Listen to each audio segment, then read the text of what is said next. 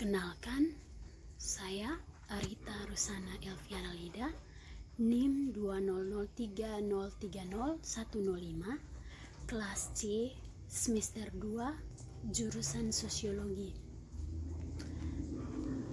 Saya akan mempresentasikan hasil review buku ke-8 mata kuliah Teori Sosiologi Klasik dengan judul Sosiologi oleh George Simmel.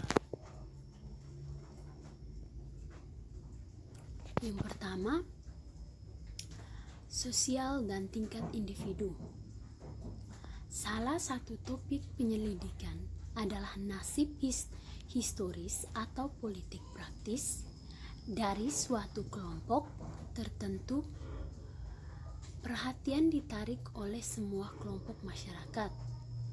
Hal ini menyebabkan masalah pada pemeriksaan yang terkait dengan karakteristik yang membedakan sosial dan individu. Ada perbedaan pada hal ini, contohnya kematian dasar dari kelompok tersebut sebagai dasar dari suatu kelompok lain. Berikut, sosialitas sebagai bentuk permainan, masalah etis dan solusi. Secara khusus, ada dua masalah keramahan yang harus diselesaikan dengan kekuatan ini.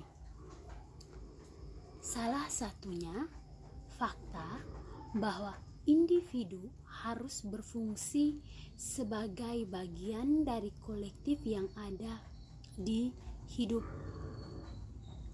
Tapi itu pada gilirannya akan memperoleh nilai dan peningkatannya sendiri dari kolektif ini. Fakta lainnya adalah kehidupan dari individu adalah rute bundaran untuk tujuan tersebut dari seluruhnya. Tetapi kehidupan secara keseluruhan pada gilirannya memiliki hal yang sama yang berfungsi untuk tujuan tersebut dari individu tersebut. Keramahan transfer karakter serius seringkali tragis dari masalah-masalah ini ke dalam permainan simbolis dari alam bayangannya yang tidak mengenal fiksi, karena apa adanya tidak dapat bertabrakan. Berikut individu dan masyarakat pandangan abad ke-18 dan 19. Kehidupan individu sebagai dasar konflik antar individu dan masyarakat.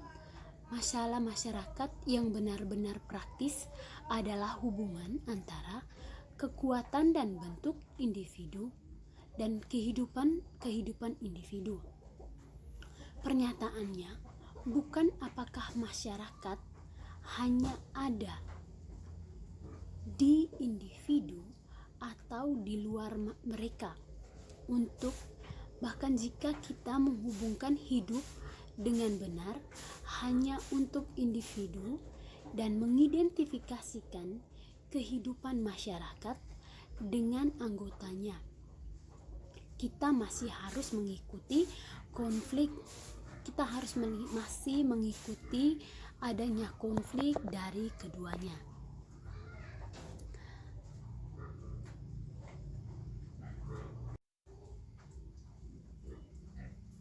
Salah satu alasan konflik ini adalah kenyataan bahwa pada individu itu sendiri, elemen sosial sering menjadi fenomena tertentu yang disebut society. Society mengembangkan kendaraan dan organnya sendiri dengan klaim dan perintah yang secara individu dihadapkan oleh pihak lain. Alasan dari kedua hasil aspek ini lain dari kewarisan masyarakat pada individu. bagi manusia yang memiliki kapasitas untuk membusuk menjadi bagian-bagian dan merasakan salah satu dari hal ini sebagai diri yang tepat. Namun, setiap bagian dapat bertabrakan dengan yang lain dan dapat berjuang untuk kekuasaan atas tindakan individu. Kapasitas ini menempatkan manusia sejauh ia merasa bahwa dirinya sebagai makhluk sosial yang menjadi hubungan yang sering bertentangan dengan mereka di antara impuls dan kepentingannya yang tidak didahului oleh aktor sosialnya, aktor sosialnya. Dengan kata lain, konflik antara masyarakat dengan individu. Yang berikut, egoisme individu versus kesempurnaan diri dari individu sebagai nilai objektif. Formulasi yang disajikan menurut hal ini adalah untuk menggambarkan kontras dari kedua pihak yang sejauhnya lebih komprehensif daripada pengurangan adatnya ke dikotomi egoisme altruisme. Di satu sisi, upaya individu untuk keutuhan muncul sebagai egoisme yang kontras dengan altruisme darinya yang memesan dirinya menjadi masyarakat sebagai selektivitasnya.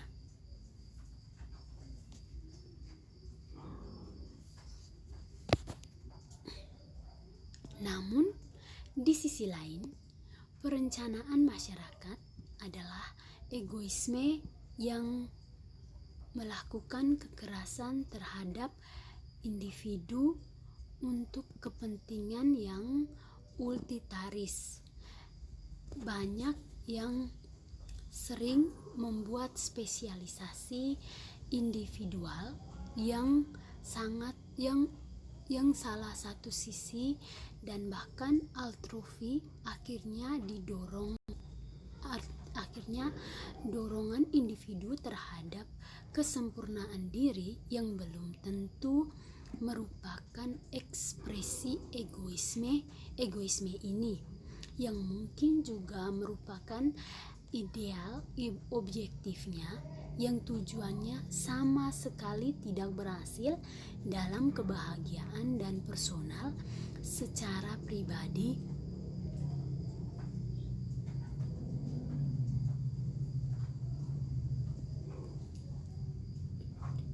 Di teres, tetapi nilai super pribadi yang direalisasikan dalam kepribadiannya.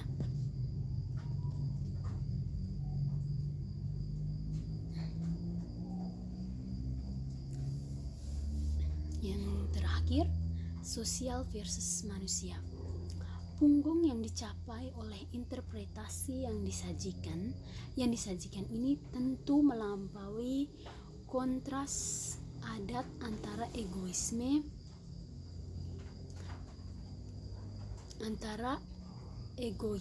dan altru yang seperti telah ditunjukkan, tetapi bahkan interpretasi ini tidak dapat menyelesaikan kontras dasar antara individu dan masyarakat, dan kontras yang berkaitan dengan konten yang sama tetapi mata air dari pandangan utama dunia lainnya yang disarankan oleh analisis modern dari konsep-konsep sosiologi tertentu. Sekian hasil presentasi saya. Terima kasih.